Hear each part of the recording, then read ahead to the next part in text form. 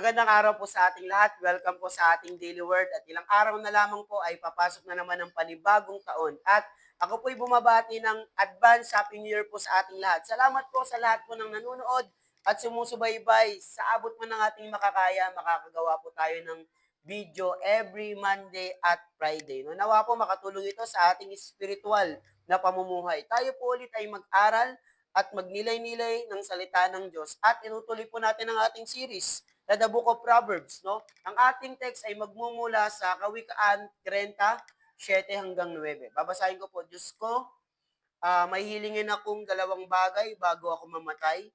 Huwag akong hayaang maging sinungaling. Huwag mo akong hayaang payamanin at pahirapin, sapat na pagkain lamang ang ibigay mo sa akin. Baka naman, kung managana ako, ay masabi kong hindi na kita kailangan. Baka naman kung maghirap ako'y matuto magnakaw at pangalan mo'y malapastangan. So ang context natin is this is the words of solemn words of Agur, son of Jaki, or the words of Agur. So yung most commentator naniniwala po sila si Agur, nabuhay siya sa panahon ng era ni Solomon. No, makikita po natin no, ang nilalaman po nito ay tungkol sa mga karaniwang pagsubok sa buhay. Yung mga karaniwang pagsubok na nangyayari sa buhay natin. The desire for wealth or the challenge of survival. So, pinapakita dito ang puso ng sumulat kasi nasabi na kailangan ng balanse. Pwedeng lumihis at makalimutan mo si Lord dahil sobra at pwede ka ring lumihis dahil sa kakulangan. Di ba? Yun po yung binasa natin kanina. So, may ilang lesson lang po na tayong pag-uusapan o may apat at tatlong practical na pag-uusapan po. So, unang-una po, number 1 is seeking the truth and integrity. Di ba? Paghahanap sa katotohanan at integridad. So, yung points po, lalagay po natin yun sa description. So, ang unang hiling ni Agur ay alisin ang kanyang mga kasinungalingan at pandaraya. Ayun yung gusto niyang unang mangyari, no? Alisin yung pandaraya at kasinungalingan. No? Personal prayer at integrity niya ay isang pagiging tapat, no? Sa mundo ng puno ng kasinungalingan.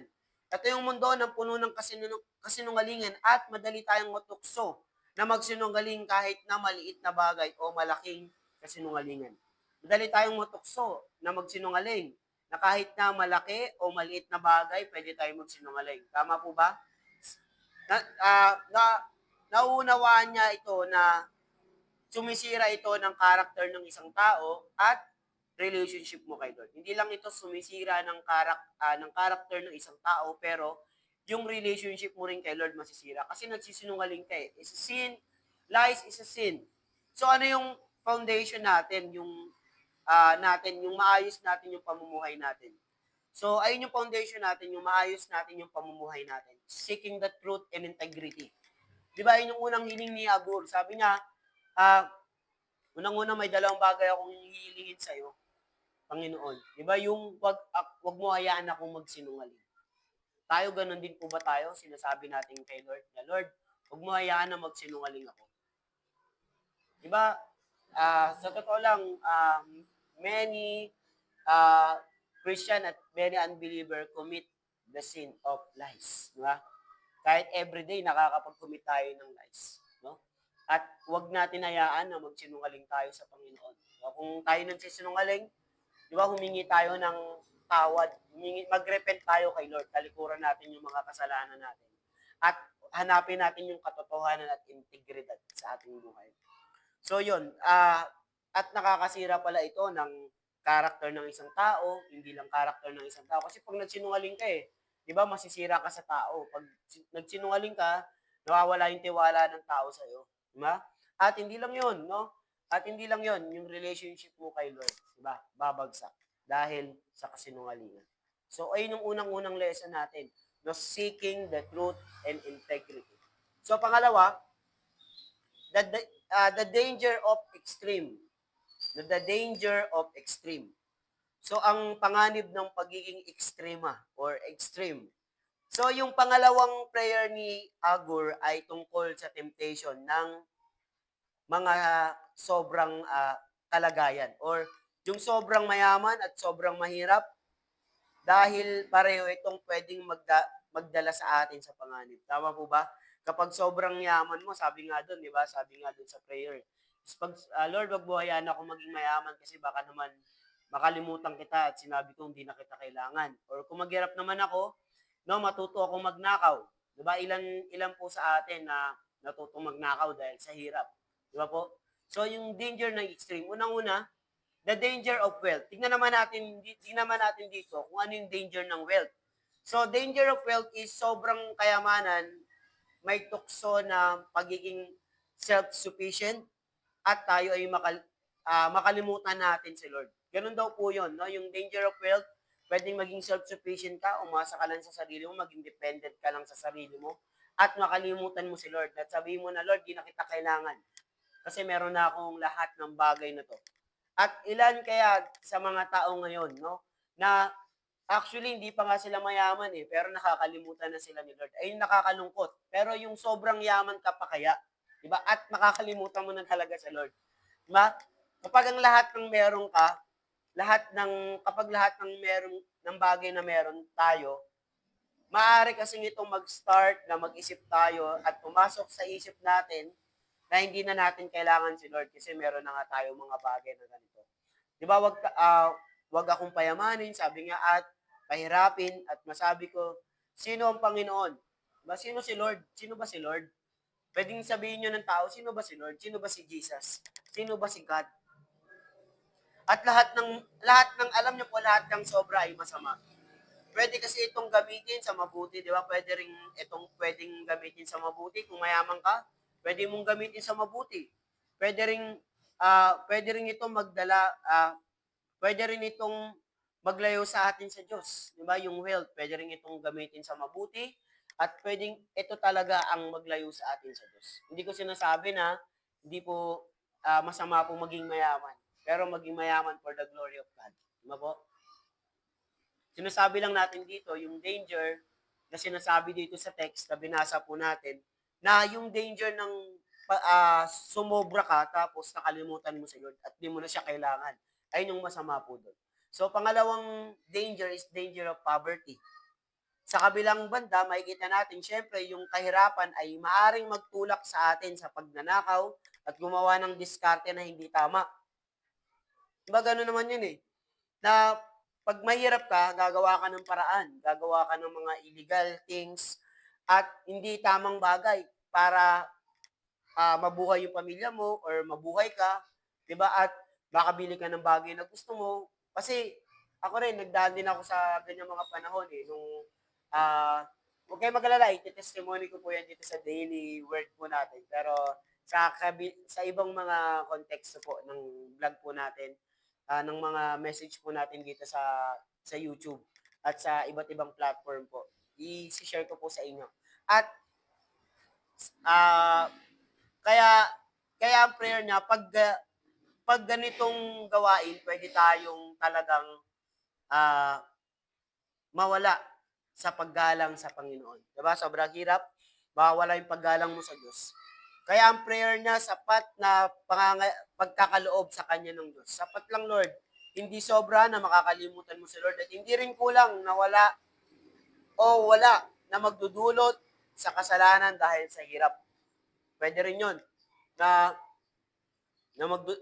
huwag tayo masyadong mahirap kasi magdudulot ito ng kasalanan at matututo tayong gumawa ng masama. 'Di ba? Ilang kaya no?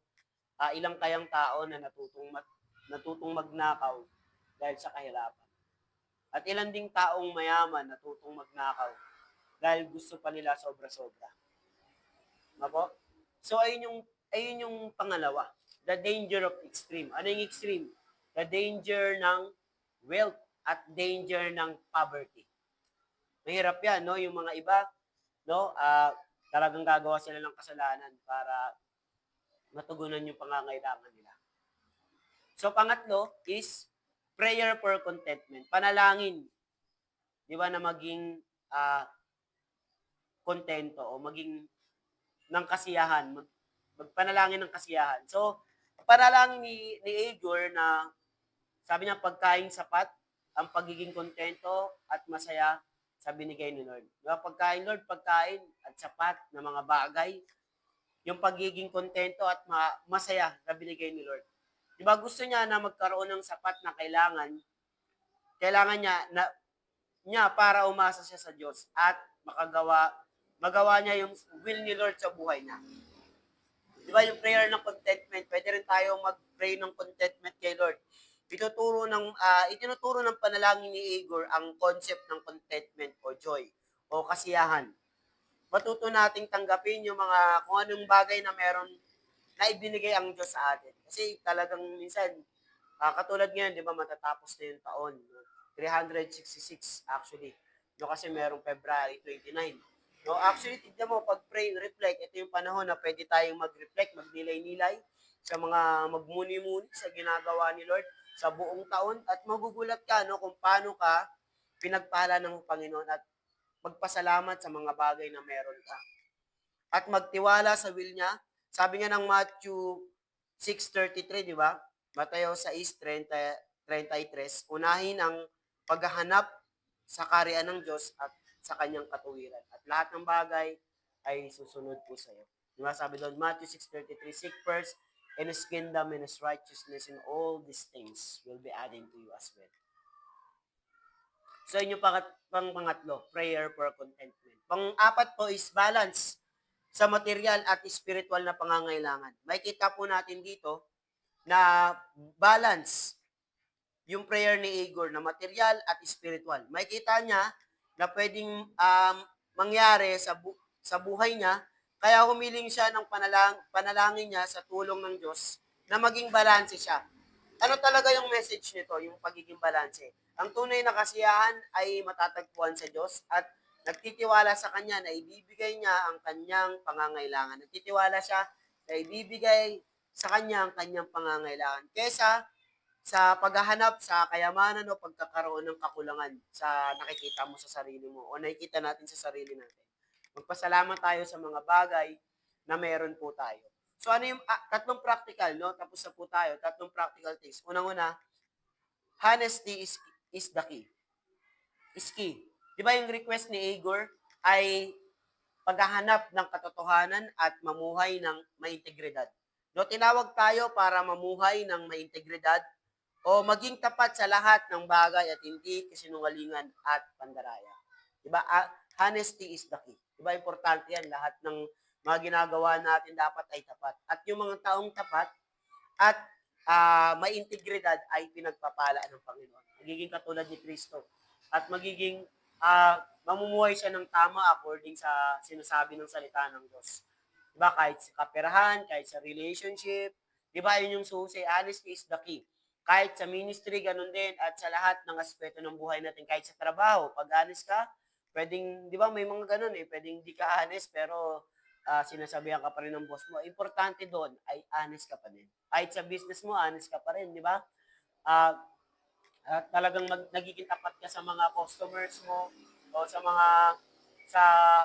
sa mga product na binibigay mo, 'di ba? Pwede kasing di ka tapat eh, no? Pwede kasi maraming ganun nagbebenta, no? Kahit sa online, uso-usahin sa online, kapag pagbigay sa iyo, hindi naman tama yung binigay sa iyo, 'di ba? Mga ganun. So honesty is the key. So tinawag tayo para mamuhay ulit ng may integridad, transparency sa English, at maging tapat sa lahat ng bagay at hindi sa kasinungalingan at pandaraya. Gusto talaga ng Diyos, maging tapat tayo sa lahat ng bagay, hindi sa kasinungalingan at pagiging mandaraya. Na ayaw ni Lord na mandaraya tayo at kasinungaling. So pangalawa, contentment is a blessing. Yung pagiging kontento pala ay isang pagpapala. So minsan nawawala yung appreciation natin sa mga bagay na meron tayo kasi gusto natin na mas marami pa, more. Gusto natin ng ganun. No, kaya hindi natin dahil pagpapasalamat sa Panginoon yung pinagkaloob niya sa atin ng mga bagay, pwedeng nagising ka, pinagkaloob sa ni Lord, pwedeng kumakain ka ng 3 beses sa isang araw, pwedeng meron kang 4 na sapatos, 5 sapatos, meron kang mga maayos pa naman na damit. No, katulad ngayon, no, maraming gusto bago, pero di natin nakikita yung mga bagay na meron tayo. na pwedeng ipagpasalamat na lang natin sa Panginoon, no? Yung handa natin, ngayong yung na dumaang Christmas o magiging handa natin kung wala tayong handa, magpasalamat pa rin tayo kasi alam natin na merong pagbabago na gagawin ng Panginoon sa buhay po natin. So yung maging kontento ka ay blessing pala yan. Yung maging kontento ka ay pagpapala po yan ng ating Panginoon. So trusting in God's provision, finding contentment is enough and help us to keep our hearts focused on eternal things rather than temporary. Diba? Matututo tayong mag-focus sa mga eternal na bagay kaysa sa mga temporal na wealth lang. Na mawawala, bukas andito, tapos susunod na bukas wala. So, pangatlo, balance is wisdom. Yung prayer ni Agor ay nagtuturo sa atin ng balanse sa buhay. Parehong mayaman at pagiging mahirap ay pwedeng mag-uwi sa pagkalimot natin sa Diyos. Pwede pala yan. Sabi nga natin sa text kanina, no, pwedeng makalimutan talaga natin si Lord. At pwedeng makagawa tayo ng kasalanan sa sobrang hirap. Kaya kung tayo ay magtitiwala na ibibigay sa atin ng Diyos, 'di ba? Maiiwasan natin yung extreme na magdudulot ng panganib sa ating pananampalataya. Pwedeng pala ito ang mag-lead sa atin sa paglayo natin sa Panginoon dahil sa kahirapan at pwedeng sobrang yaman natin, pwede pala ding makalimutan natin ang Diyos. Ngayon pong araw na ito, tayo po ay mananalangin sa ating Panginoon. Tayo po ay pipikit, sasabayan niyo po ako sa panalangin. Kung nanonood po kayo ngayon, sasabay po tayo sa panalangin. Panginoon, marami pong salamat sa lahat po ng binigay mo po sa aming pagpapala sa buong taon. Ilang araw na lamang po ay papasok ng panibagong taon sa buhay namin. At dalangin po namin, Lord, na pagpalain mo po kami, Panginoon. Bigyan mo po kami ng pagpapala, Panginoon, ng contentment, pagiging kontento, Panginoon, sa buhay na ito. Panginoon, at Lord, kung yumamang kami, Panginoon, hindi ka namin makalimutan. Kung dumadaan kami sa hirap, Panginoon, hindi kami makagawa ng kasalanan, Panginoon. Dalangin po namin ang pagkakaloob mo, Panginoon, ng sapat, Panginoon, sa aming araw-araw, Lord God. To those experience, Lord God, Lord, matitinding pagsubok, Panginoon, nakakaisip na po sila ng gumawa ng masama o sa mga bagay na meron sila ngayon, nakakalimutan ka na nila, Lord. Dalangin po namin, paalalahanan mo po kami, Panginoon, na Lord, ikaw po ang may-ari ng lahat ng bagay. You are our Creator. You are our God, Lord. At I pray, Lord God, sa panibagong pagpasok ng taon, kami po ay bigyan mo po ng karunungan at wisdom, Panginoon, sa mga bagay po na pinapagawa mo po sa amin. Tulungan mo po kami, Panginoon, Lord.